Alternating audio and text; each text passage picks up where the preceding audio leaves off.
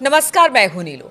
तो देखिए, इस वक्त बड़ी खबर सामने आ रही है। जिस तरह से ईरान में हालात बने हुए हैं और इसको लेकर एक बड़ी खबर यह है कि कभी भी ईरान पर बड़ा हमला अमेरिका की तरफ से हो सकता है। अब इसे लेकर क्या खबर है, किस तरह के हालात ईरान में बने हुए हैं, अमेरिका की तरफ से किस तरह की तैयारियां, बातचीत करने के लिए मयंक मेरे साथ जुड़ गए हैं। मयंक, ये बड़ी खबर सामने आ रही है कि कभी भी ईरान पर हमला हो सकता है, ऐसा क्यों आखिर कहा जा रहा है? देखिए, 5 बड़ी खबरें। पहले हम ईरान से जो आ रही हैं उसकी बात करें। इस वक्त की बड़ी खबर, तेहरान एयरपोर्ट बंद कर दिया गया है। ईरान ने अपना एयर स्पेस बंद कर दिया है। तेहरान एयरपोर्ट बंद कर दिया गया है, पहली बड़ी खबर।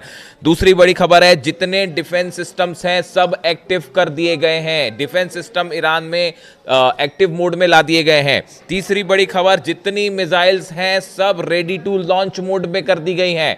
तीसरी बड़ी खबर ईरान से जो आ रही है कि जितनी मिसाइल्स तैनात हैं वो सब के सब रेडी टू लॉन्च मोड में है, यानी बटन दबाया और मिसाइल लॉन्च।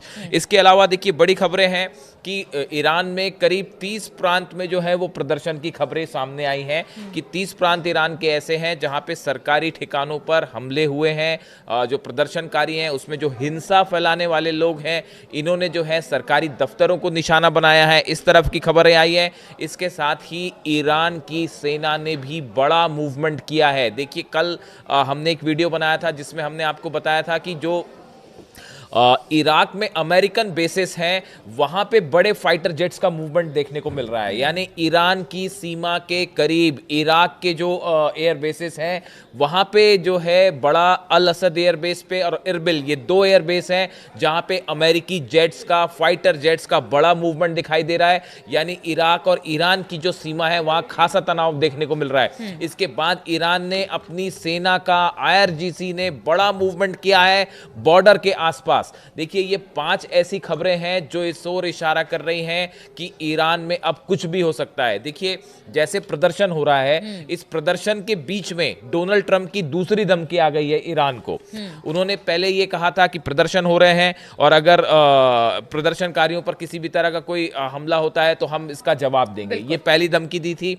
अब कल फिर डोनाल्ड ट्रंप की तरफ से धमकी आई है। उन्होंने कहा है, I have let them know that if they start killing people which they tend to do during their riots, we are going to hit them very hard. ये डोनाल्ड ट्रंप ने एयरफोर्स 1 जो उनका विमान है उसमें ही ये बयान वहां से जारी करके कहा। और उन्होंने ये कहा कि अगर मैंने उन्हें बता दिया है, यानी ईरान को, कि अगर प्रदर्शनकारियों पर किसी तरह का हमला होता है, मतलब एक ही बात को दूसरी बार इन्होंने दोहरा दिया उस बात को कि we will hit them hard, यानी हम उन पर हमला करेंगे। अब देखिए, ये जो पूरे हालात बने हुए हैं, इन हालात के बीच में अब 2 चुनौतियां ईरान के सामने खड़ी हैं। पहला तो प्रदर्शनकारी जो है वो अलग अलग जगह जो है उनकी वजह से शांति भंग हो रही है, हिंसा की खबरें आ रही हैं ईरान से।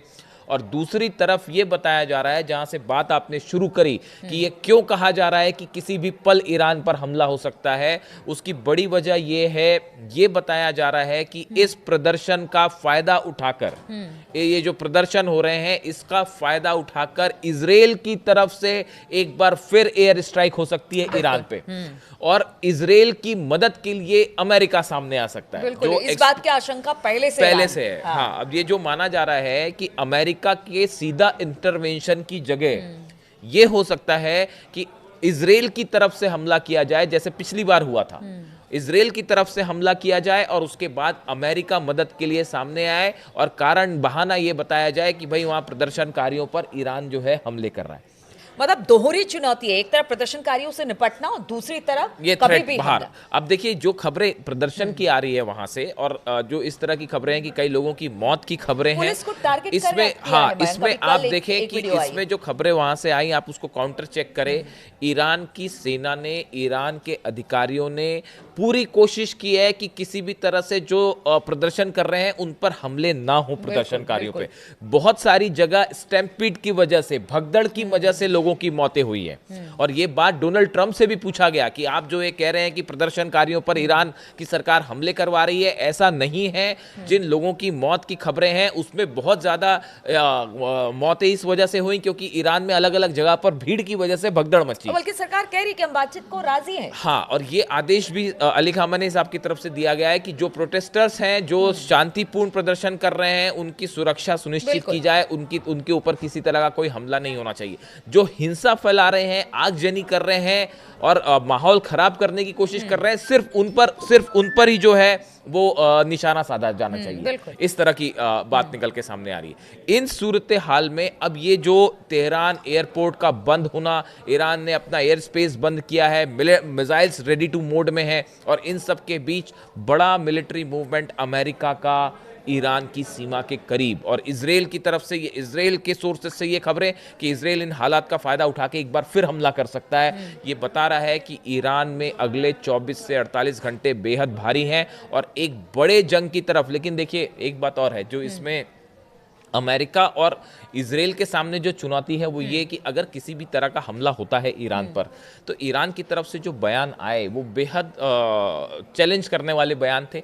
ईरान की तरफ से ये कहा गया कि अगर हम पर हमला होता है तो इस बार इजराइल पर एक साथ कई मिसाइल्स फायर हो जाएंगी। और बताया ये भी जाता है, जो खुफिया सूत्रों से खबरें हैं, कि 750 नंबर्स भी हैं उसके, कि तेल अवीव पर एक साथ 750 मिसाइल्स ईरान फायर कर सकता है। अगर ये स्थिति बनती है ईरान के सामने कि भाई वहां पे इंटरनल क्राइसिस भी है और उसके इस दौरान उसका फायदा उठा के हमले होते हैं, तेल अवीव पर, इजराइल पर एक साथ 750 मिसाइल सिर्फ एक शहर पर इजराइल के फायर हो सकती है।